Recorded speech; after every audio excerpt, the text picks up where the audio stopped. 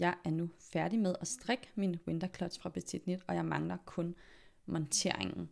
Min taske den ser nu sådan her ud, og jeg har min clutch frame her, som skal monteres rundt i kanten her på tasken. Hvis vi lige kigger på mit arbejde en gang, så er jeg sluttet med et stykke glatstrik her, og så har jeg lukket masker af. Og her, hvor min garnende den sidder ud for den sidste maske på omgangen. Så den maske herover, det er altså den første maske på omgangen, og den vil jeg gerne starte med at sy igennem, når jeg skal montere den her om lidt. Min garnende, den har jeg lavet være lang og trådet den, så jeg kan bruge den til at montere med.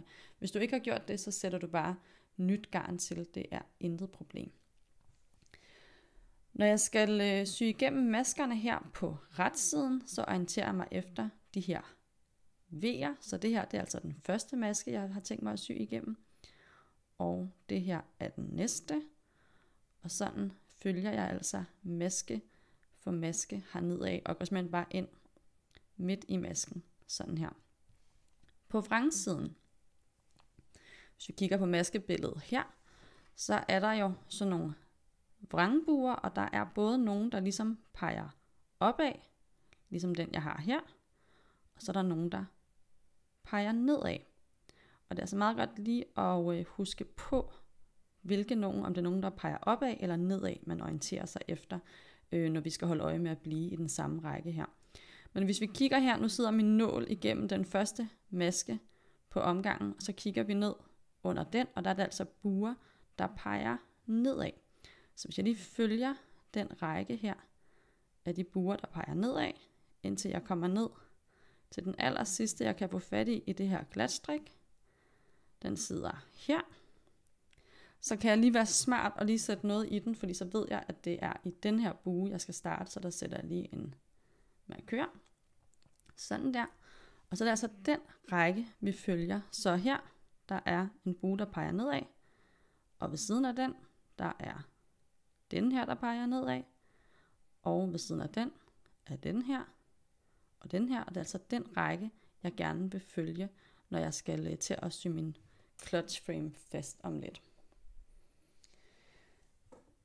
Jeg starter i hjørnet ved min omgangsstart, sætter min clutch frame ind her, og der tager jeg også hjørnet på frame. Vi kommer til at kunne skubbe den rundt det første stykke tid, så det betyder ikke så meget, om det er sådan helt præcis, du får sat den til. Men så går jeg simpelthen ind i den første maske på min omgang her, går ind midt i masken, og trækker mit garn igennem. Jeg er spændt på, hvor meget det filtrer. Det er noget klistergarn det her. Sådan der. Og så går jeg igennem den maske, hvor min markør sidder heromme på vrangsiden. Og så kan jeg lige flytte den, så den ikke sidder i vejen. Så har jeg altså de første masker styr på dem nu. Og så fortsætter jeg simpelthen bare, så jeg har syet igennem, skal jeg lige se her, den første maske på omgangen her. I kan se, garnet kommer ind der. Så jeg går ind i den næste maske på omgangen, som er den her ved siden af. Og trækker mit garn igennem. Og så skal jeg finde den næste af de her vrangbuer hernede. Og I kan se, at jeg har lige været igennem den her, der lige er blevet hævet lidt lang her. Så jeg går igennem den ved siden af, som også er en af dem, der peger nedad. Sådan der.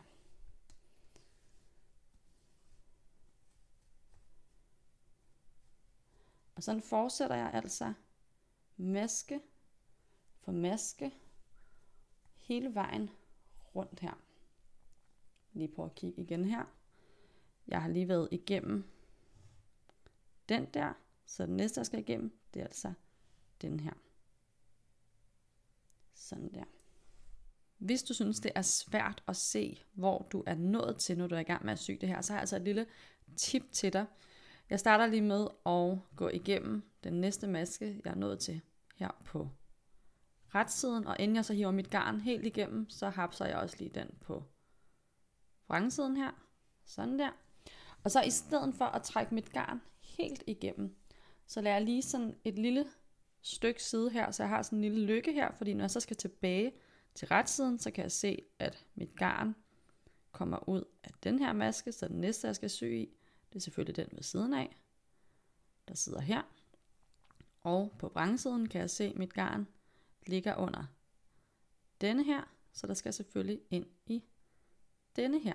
Og når jeg så er igennem mine masker, så kan jeg stramme den der til og fortsætte. Og her der efterlader jeg selvfølgelig også en lille lykke sådan der, så jeg kan orientere mig efter den i den næste maske her. Når vi når til den første af de her vippefunktioner i den her frame til tasken, så begynder vi altså at skulle orientere os lidt efter, hvordan den her frame er placeret i tasken. Så inden du syr over den, så tjek lige, at den kommer til at sidde ud for midten af bunden her, fordi den bliver altså svær at rykke rundt på, når vi først har syet over denne her. Men nu vil jeg fortsætte med at sy hele vejen rundt her, og i den næste video vil jeg vise, hvordan vi får monteret vores for i tasken.